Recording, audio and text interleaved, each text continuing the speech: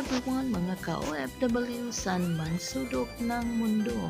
Kumusta kayo mga kananay, mga ka-OFW?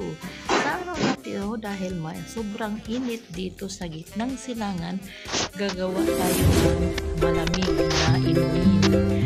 Napakasarap at creamy and napakaraming cheese. Ayan, dito naggumawa tayo ng ito ang ating gulaman. Siguro alam naman natin kung paano gumawa niyan. Atin lang siyang lutuin, then patigasin, then atin yang ganyanin, gayatin natin siya. Pwede ding square ang paggagawa nyo. Ayan, ganyanin natin siya ng pahaba-haba parang buko. Ayan, continue lang. Tapos yung hindi na magayat ng pwede na natin gawing square. Ayan. Ganyan lang. Kumusta? Ang sa hindi pa nakasubscribe sa ating channel, just click the subscribe button and notification bell para ma-notify kayo sa ating mga newly uploaded recipe. Ayan, tapos nating nagayat, ilagay natin sa ating mixing bowl na malaki. At yung hindi naman mas red is hiwa-hiwain na lang natin siya ng pa-square-square. Yan, gananin lang natin.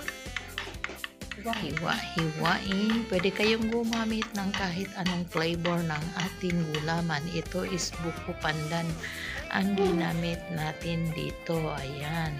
Then, meron tayo dito hinog na mangga. Atin lang din yan siyang hiwain ng pa-square at saka pahaba. Depende na rin sa inyo kung ano. Basta may mainom tayo sa kainitan ng panahon. Dahil nagki-crave tayo sa sobrang init, gagawa tayo ng ganito. Kung sa Pilipinas, pwede tayong gumawa ng ice candy. Wala kasi kaming pangbalot, kaya igagawa na lang kami ng sa malamig.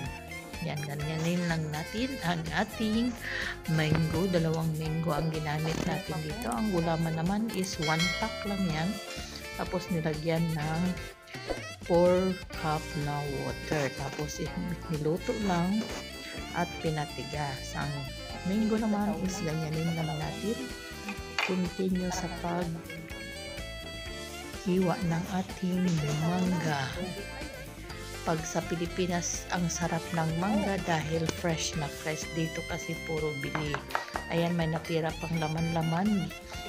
Sined na rin natin para hindi masayang. Ayan. Ayan mo dyan.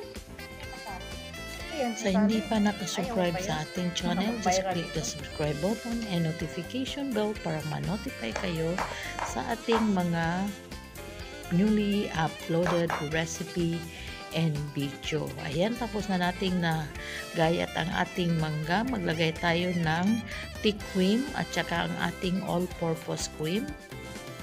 Then, ang ating pressed milk. Kung walang pressed milk kasi, wala kasi ako ditong evap, kaya pressed milk.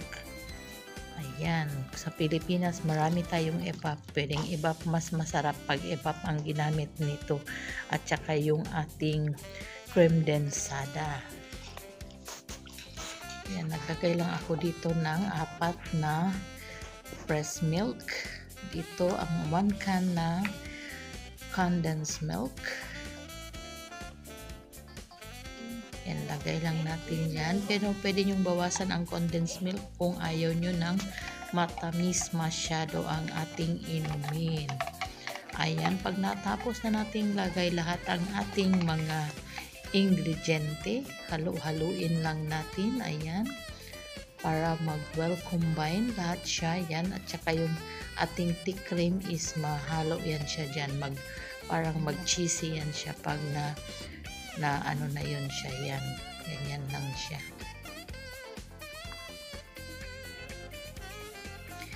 Tapos bago natin yan i-serve, is lagyan natin ng ice.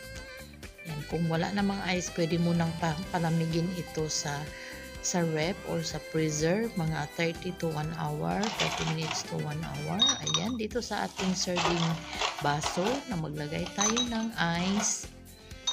Dahil gusto na nilang uminom, kaya maglagay na lang muna tayo ng ice. Tapos maglagay tayo dyan ng ating jelly mixture. At lagyan natin ng cheese sa taas para mas lalong masarap ang ating inumin. Ayan. Tapos yung natira, ilagay na lang natin sa ref for later drink or later use naman para may inumin tayo mamaya. Ayan, o kita nyo ang ganda-ganda ng ating inumin. Sarap na naman ang ating mga kasama nito. Again, sa hindi pa nakasubscribe sa ating channel, just click the subscribe button and notification bell para ma-notify kayo sa ating mga newly uploaded recipe and video. Ayan, pagkatapos na nating malagyan ng ating mga baso, maglagay tayo ng shredded cheese on top. Ang shredded cheese is pwede namang optional lang yan, pero masarap siya, promise, pag may cheese. Yan, mag-shred lang tayo ng cheese dyan sa taas. Ang ginamit natin is cheddar cheese. Pwede kayong gumamit kahit anong cheese na inyong available or gusto na nandyan sa inyong kusina. Yan, lagyan lang natin yan siya ng cheese. Then, pwede na natin i-serve. Pwede na natin yan siyang inumin. Yummy, yummy. Don't forget to like, share, and subscribe sa ating channel. Ayan. Pag ganito, pwede na. Ready to serve na yan. Enjoy sa inyong malamig na inumin. Ayan, lagyan na yan ng straw. Pwede na. Solved na. Ayan, thanks for watching. Hope you enjoy sa malamig sa araw na ito. Ayan. Tanggal na naman ang ating cravings dito. Solved na ang ating cravings. Tanggal na ang ating mainit na pakiramdam. Ayan, maraming salamat. Ayan, tignan nyo ang sarap. Thanks for watching. Bon appetit. Bye-bye.